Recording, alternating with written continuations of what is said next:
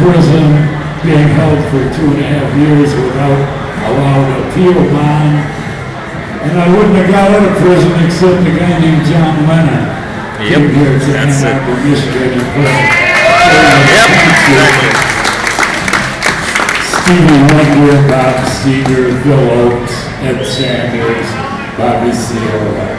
I know I was in grade school down there, if they were even born, with all due respect. 3 days after the rally, which took place on December 10th, 1971, I was released from prison at that Monday. 40 years ago, we're going to celebrate. We're having a reunion concert on December 10th here in Detroit at the Masonic Temple. So you'll be hearing about that soon. You're all invited. In Ann Arbor on December 10th, 1971, 15,000 people came out. And it was the largest show of support for marijuana use and legalization up to that point. So this is my illustrious history as an activist. The heaviest part is I did the time. I never ratted on anybody. I never copped out. I didn't do what everybody does today, which is why this thing is still illegal. If people bought this shit today, it would be over in a minute because now we have public opinion on our side. When we were doing this, all white Americans thought that marijuana was a narcotic. They thought if you were a cop, this is how we developed slang terms for ourselves. We called ourselves dope fiends because we like to get high on marijuana. We called it dope. We used all these terms of opprobrium against them because they were so full of shit. And when you look at today, I want really to make the text of my remarks. I hope BF gets jealous. Fuck the police. I, as a citizen of Detroit and a licensed patient of medical marijuana, I was deeply offended to see these fucking pigs in uniform come into our peaceful gathering and try to fuck with people. And straight.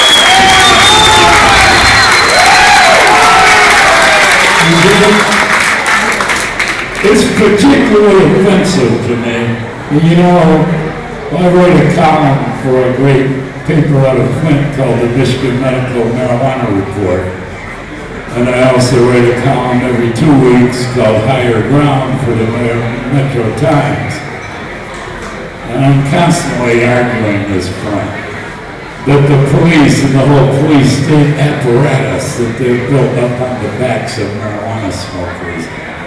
This is all based on the most ridiculous sort of unscientific assertion that there's something wrong with marijuana. There's nothing wrong with marijuana. It's embarrassing. No one has ever died from ingesting marijuana. No one ever. They've been using marijuana for all time. People grow it in the ground. It comes up, it's a plant. There's nothing wrong with it. Like my friend Jack Harry, let the world know the emperor has no clothes.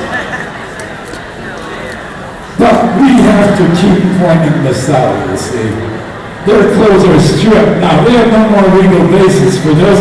They don't have a political basis in the state and the city, where almost 2 out of 3 voting citizens has declared for medical marijuana. Detroit legalized medical marijuana 5 years before the state of Michigan. We've always been in the vanguard on the marijuana issue. All thanks to us, the smokers of Detroit, and our lawyers, and our friends, and our fellow agitators. Yep. It's up to us. You can still let them take your shit and beat you up and give you a hard time, or you can get together and fight these people and take the guns out of their hands, so to speak. Once you can put the, I don't know how they do it. I guess the whole social system to me is so corrupt and ugly that I just can't. It's like what? I can't even believe how they can sit and watch an evening of television. I couldn't do it. I'd rather do the time. I don't know where they get this shit, but they're standing on a bed of lies and deceit about this medicine. And I think it's got to be up to us to continue to pound them and say, wait a minute, there's nothing wrong with this. You have no business arresting anybody for anything having to do with marijuana. You should legalize the growing and distribution of marijuana as long as it stays out of the hands of the pharmaceutical giant companies and any kind of club red horse shit. Keep them out of this. This ain't got nothing to do with them. This is us. This is our thing. Yep. That's why the Michigan growing movement is so Free important. medicine. We can now grow our own medicine legally within the state of Michigan. And I'm very happy about that. This is a big advance for us. Many of us who aren't those spring chickens, we waited a long time for it. Look at my brother. So that's all good. I'd like to close my remarks and open them to questions. I'd just like to thank my partner, Hollis P. Wood. We have the Trans-Love Energies Compassion Club right across the street on 1486 Gresham. We're honored this weekend since the idiot authorities of the idiot city government of the most fucked up city in America decided to close down the medication tent. What the hell? What are they going to do next? Go around and get people who are on the air things and take the air out? What's Roomsy Day going to do? What a bunch of criminal nuts. Excuse me. But you knew that. Anyway, House also had the honor and privilege of organizing for Hightimes the physical realities of the Cannabis Cup and also the great show at the warehouse on the southwest side last night. I'd like to ask Thomas to stand up for me. He's the reason for this.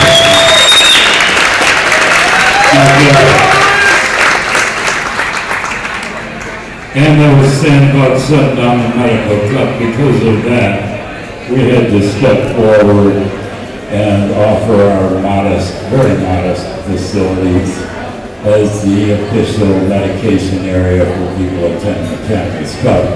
So we're going to be there after this ends here, right? So we want to go, huh? All invited, okay. Right across from that something else.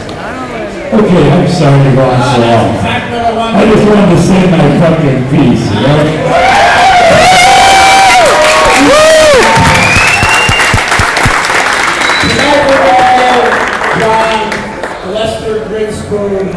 Lifetime Achievement Award at the Cannabis Cup ceremonies, which will be here tonight, 7 to 8 o'clock. I want you all to make sure you attend. I want to thank Hollis for offering this Compassion Club for a good place to go and medicate when we were shut down this weekend. And John, too, thank you for that, but also thank you for 40 years in the service of our rights. Give it up for John Sinclair!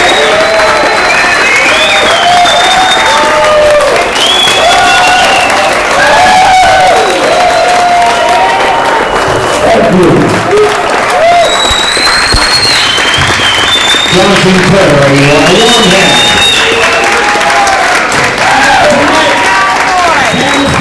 Thank you. It's so happy to be honored in I'm from Flint, Michigan originally. I've been associated with touring since 1964, so that's most of our lifetime. So happy to be honored here. I know Lester Greenspoon. He's a great pioneer of reason from the medical and academic community. He has a good book, Lester Greenspoon. Great man, Lester, great American. You know, and also, I got awesome. a note of congratulations from my friends Michael and Michelle Hundrich in San Francisco. We got the award from the San Francisco guy.